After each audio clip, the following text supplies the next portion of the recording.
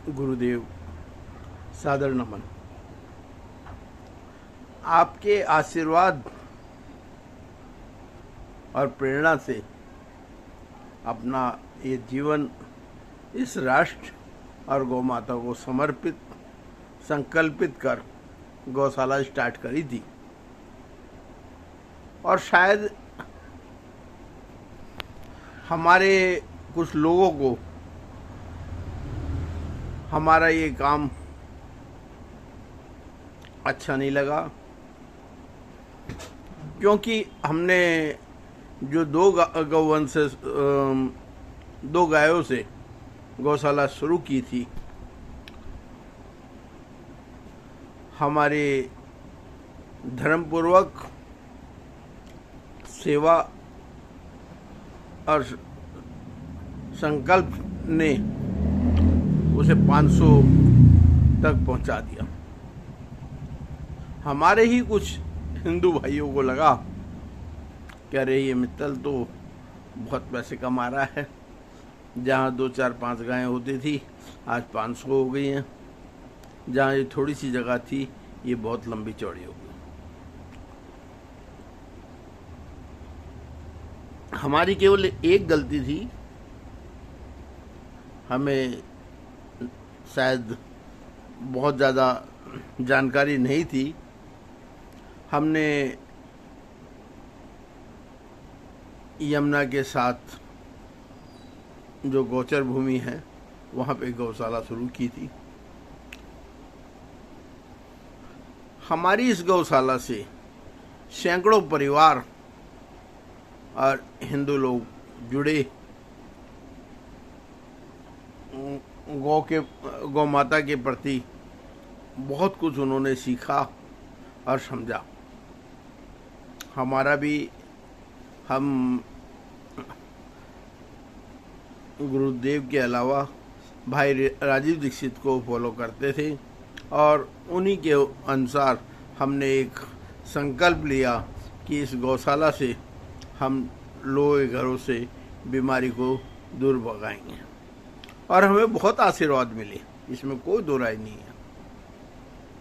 गौशाला भी धीरे धीरे करके लोगों के सहयोग से बहुत बड़ी बन गई और लगभग सभी व्यवस्था हो गई।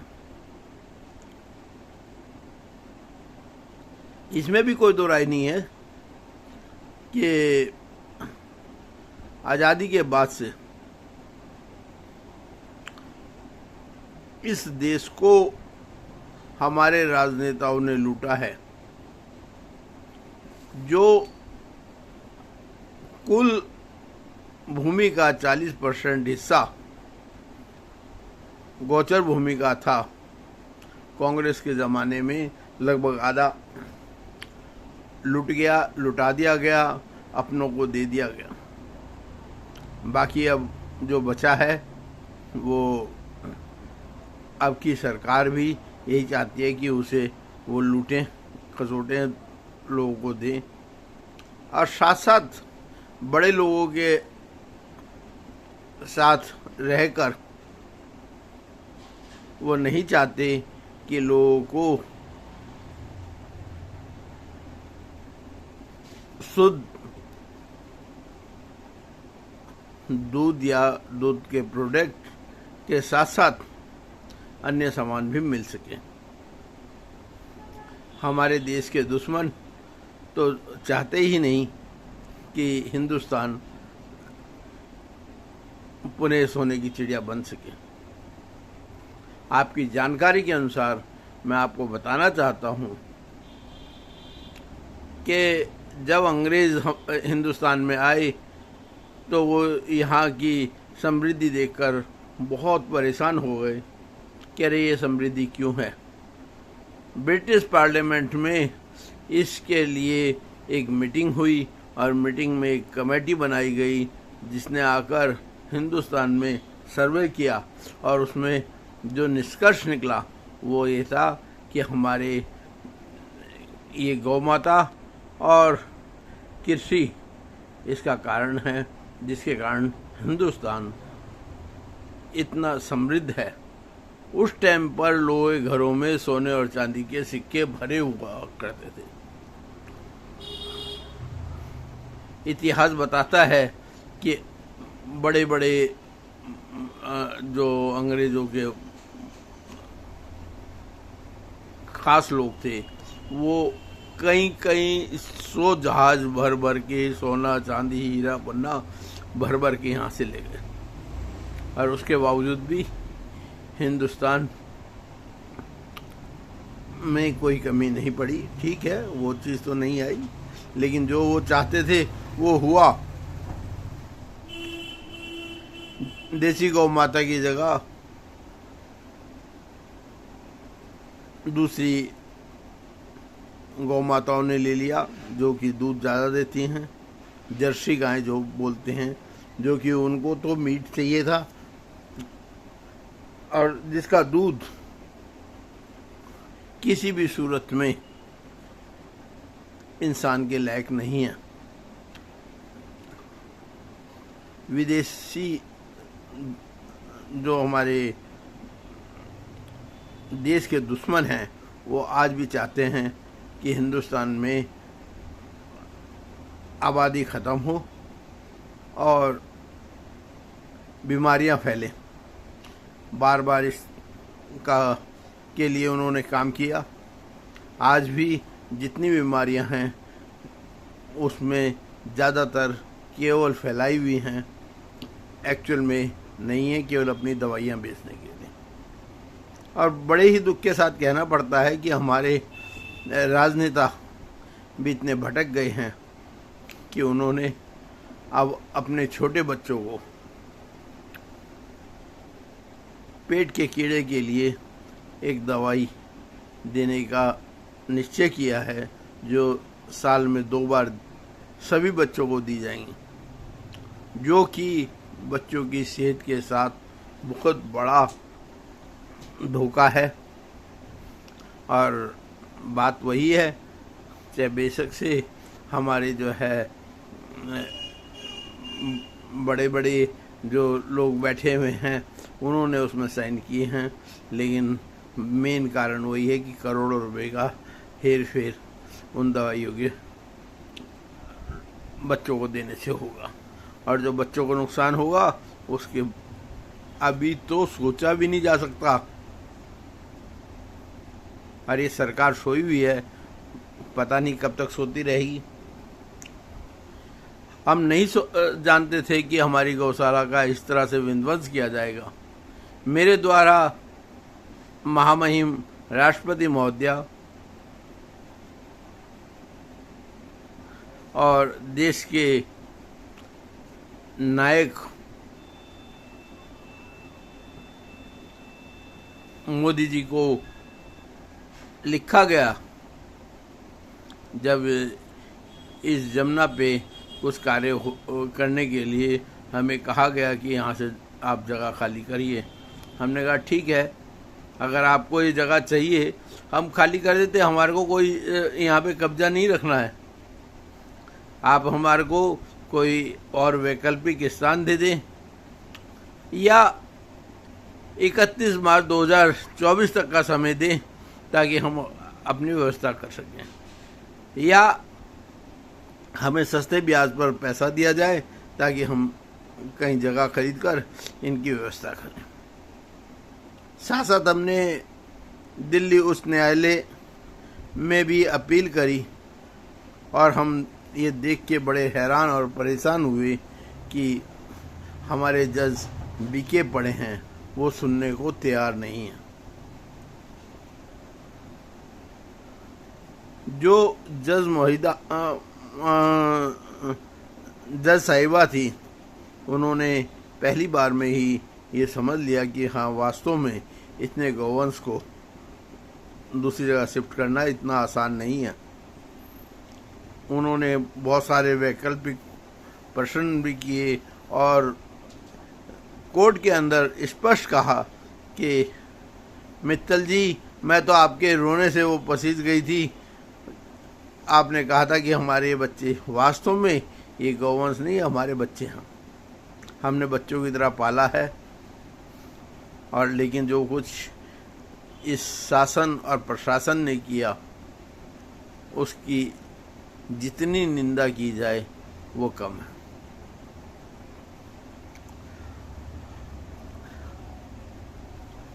राष्ट्रपति महोदय और प्रधानमंत्री कार्यालय से मुख्य सचिव दिल्ली और मुख्य सचिव उत्तर प्रदेश को लिखा गया कि इस पर कार्रवाई करें, लेकिन बड़े दुख के साथ कहना पड़ता है कि दोनों ने ही उसको रद्दी के टोकरे में डाल दिया। हमारी कार्रवाई चल रही थी, हाई कोर्ट से हमें कोई किसी भी तरह का लाभ नहीं मिला।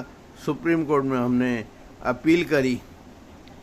7 जून 2023 को उस पर सुनवाई होनी थी और 29 मई 2023 को शासन प्रशासन दल बल सहित आ गया और विध्वंस की कार्रवाई बहुत ही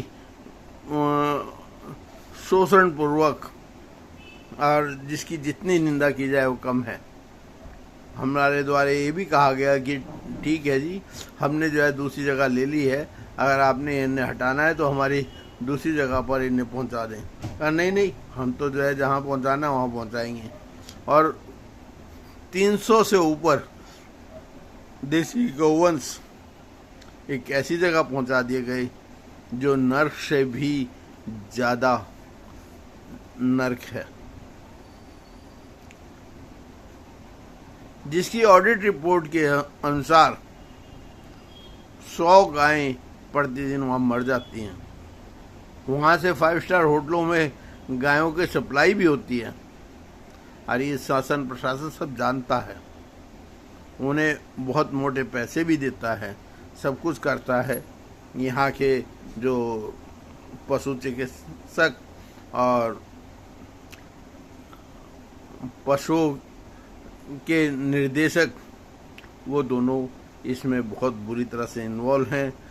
अरबों खरबों रुपए उन्होंने बना लिया है केवल और केवल शासन और उनके द्वारा। खैर, हमें कोई वो नहीं है, आप जो जो करेगा भगवान देख रहा है, वो उसे का वो देगा। आपको मैं यहाँ पे एक बात और स्पष्ट कर दूं कि जो ये योजना बनी थी सौंदर्यीकरण की गोचर भूमि पर, ये गौशाला रहते हुए भी तैयार हो सकती थी, लेकिन जो इनका वो देखा गया कि किसी भी तरह से गौवंश का नाश करना है, उनको मिटाना है। 29 मई 2023 को सबसे पहले 21 गौवंश ले जाए गए, जिनके एक महीने 15 दिन 10 दिन जैसे छोटे बच्चे थे। हमारे विरोध करने पर मुझे और मेरी बहन को उठाकर बंद कर दिया गया और 6 घंटे तक हमारे को खड़ा रखा गया, पानी तक पीने नहीं दिया गया, फोन उठा लिए गए हमारे। यहाँ पर केंद्र का शासन है, पुलिस उसकी है। उन्हें ये नहीं पता कि इतनी तो सोच होनी चाहिए कि 1 हफ्ते का टाइम है, देख तो ले क्या होता है। और जब हमने टाइम मांगा हुआ कि 31 मार्च 2024 तक का हमें समय दो, हम अपने आप ले जाएंगे, अपनी व्यवस्था कर लेंगे, लेकिन उन्हें तो केवल और केवल देसी गौवंश का विध्वंस करना था। और ये भी स्पष्ट हो गया है कि हिंदुत्व, सनातन संस्कृति, आस्था, विश्वास और देसी गौवंश को मिटाने की बहुत बड़ी साजिश चल रही है। विदेशियों द्वारा इसका संचार हो रहा है और इसमें बहुत सारे राजनेता भी लगे हुए हैं। हमारे द्वारा हमारे क्षेत्र के पूर्व विधायक जो कि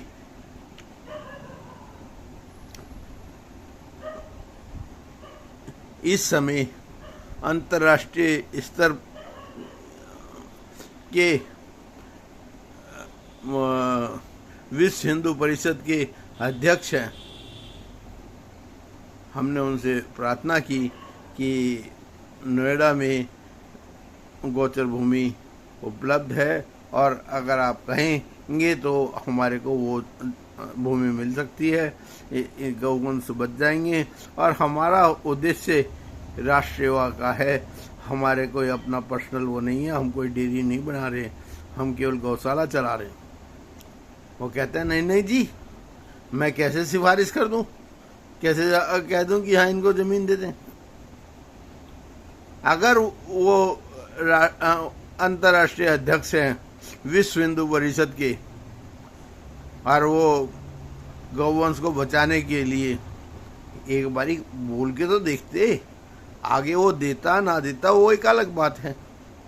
ऐसे ऐसे लोगों को आपने बड़े बड़े ओहदों पर बिठा दिया जो कि इस लायक नहीं है।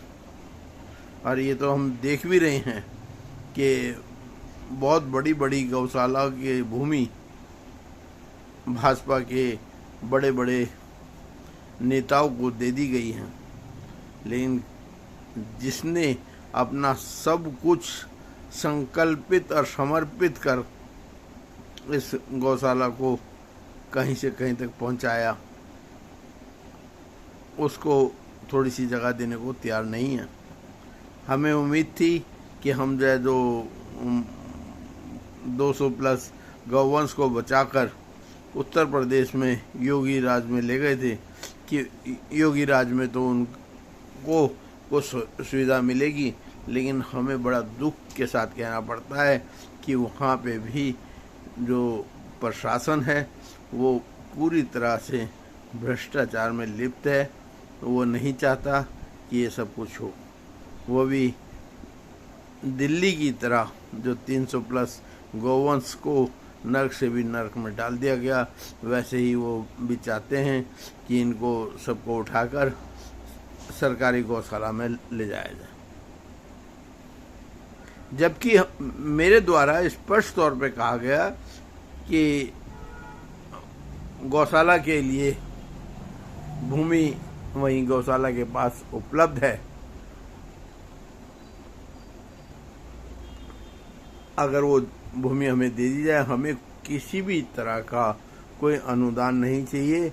हम उस भूमि से गौशाला को आत्मनिर्भर बना देंगे और साथ ही लोगों को वो शिक्षा देंगे जिससे कि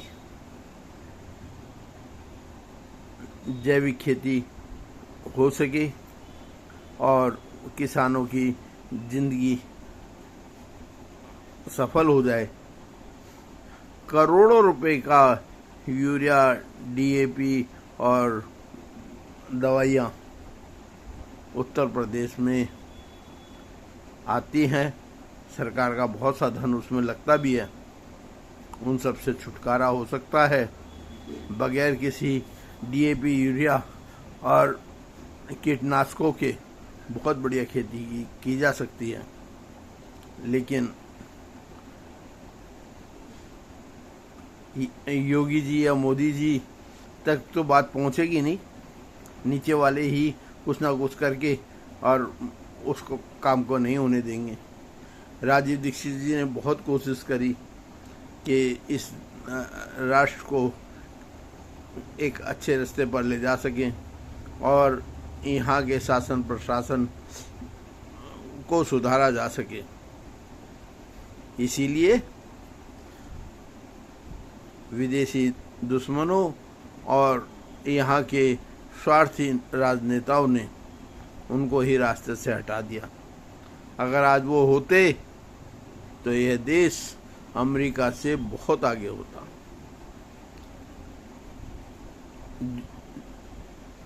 अगर आप ये मानते हैं कि मैंने अपना जीवन संकल्पित और समर्पित कर गौशाला बनाकर महापाप किया है तो मैं सज़ा भुगतने को तैयार हूँ। मुझे सरेआम फांसी पर लटका दिया जाए ताकि जो है कोई आगे देसी गौवंश को ना पाले, राष्ट्र की सेवा ना करे। मेरा जीवन इस राष्ट्र के लिए है, मैं कुछ करना चाहता हूँ और हमारे राजनेता नहीं चाहते कि कुछ हो तो वो उनकी मर्जी है। उनका कुछ ना कुछ व्यवस्था भी हो सकती है। जो ये जहरीला दूध हमारे हिंदुस्तान में बिक रहा है, जो कि 18 कंट्रियों में बैन है, वो हमारे फूड कंट्रोलर ने अलाउ की हुई है। क्या हमारे मोदी जी, योगी जी को नहीं पता कि उसके अंदर कौन सा पाउडर को डालने की परमिशन दी हुई है जो कि कैंसरस है? मोदी जी, योगी जी, मैं दिल्ली को 2 साल के अंदर प्रदूषण मुक्त कर सकता हूं और इसके साथ साथ पूरे हिंदुस्तान में भी वो सब कुछ चलाकर प्रदूषण मुक्त हो सकता है और बहुत सारा लोगों को एक नई शिक्षा मिल सकती है। अगर हमारे को ये जगह उपलब्ध कराई गई और हमारे को जीवन मिला तो उत्तर प्रदेश को रोग मुक्त बनाना मेरा पहला उद्देश्य होगा। अब आप क्या चाहते हैं ये तो आप ही जानते हैं। मेरे को पैसे से कोई वो नहीं है। मैं तो लाखों रुपए का कर्ज देकर इस गौशाला को यहाँ तक पहुँचाया है और अपना भी जो कुछ भी है मैं सब कुछ संकल्पित और समर्पित हूँ। मैं सब कुछ लगाकर भी इस गौशाला को बचाने का प्रयास करूँगा। अगर सरकार से सहायता नहीं मिलती और भी अपना प्रयास करूँगा। हाँ, अगर जो है मोदी जी, योगी जी ये चाहते हैं कि मुझे जो है ख़त्म कर दिया जाए या मैं महापापी हूँ, मैंने बहुत बड़ा पाप किया है इस देश में, हिंदुस्तान में देसी गौवंश को पालने का, अपना जीवन संकल्पित और समर्पित करने का। मेरे साथ साथ मेरी 2 बहनें भी इस कार्य में पूरा टाइम अपना दे रही हैं। हम बहुत कुछ कर सकते हैं लेकिन सरकार शायद नहीं चाहती। पुष्पेंद्र कुलश्रेष्ठ जी बार बार कहते थे और कह रहे हैं कि इस राष्ट्र को हिंदू राष्ट्र बनाने की ज़रूरत है। क्या हिंदू राष्ट्र इस तरह से बनेगा? क्या गौपालकों या गौशाला संचालकों को इस तरह से तड़पाया जाएगा जिस तरह से उनको के साथ व्यवहार किया जाएगा? ठीक है, अगर आपको ये सही लगता है, मैं अभी ये सबको नहीं भेजूंगा। मैं केवल और केवल राष्ट्रपति महोदया, प्रधानमंत्री महोदया, मुख्यमंत्री उत्तर प्रदेश और कुछ वरिष्ठ अधिकारियों को भेजूंगा। अगर कोई कार्रवाई नहीं हुई तो हो सकता है कि जब तक ये वीडियो प्रकाशित और प्रसारित हो तब तक मुझे ख़त्म कर दिया जाए या करवा दिया जाए। लेकिन मैं पीछे नहीं हटने वाला। मैं संकल्पित हूँ, समर्पित हूँ और होगा तो वही जो ठाकुर जी चाहते हैं। आज तक मैं 50 से ज़्यादा बार नवजीवन ले चुका हूँ। मुझे पता नहीं कौन सी शक्ति थी जिसने मुझे बचाया है। अगर वो बचाएगी तो आगे भी बचाएगी। अगर इतना ही सफ़र लिखा है कोई बात नहीं, क्योंकि हमारे दादा गुरु बार बार कहते हैं कि रुकना नहीं है, चलते रहो, गिरो, उठो और फिर चलो। और उसी पर के कारण, उन्हीं की हिम्मत के कारण मैं चल पा रहा हूँ। शरीर में जान निकल चुकी है। डेली 150 किलोमीटर स्कूटी को खींचता हूँ, तब जाके गौशाला चल रही है।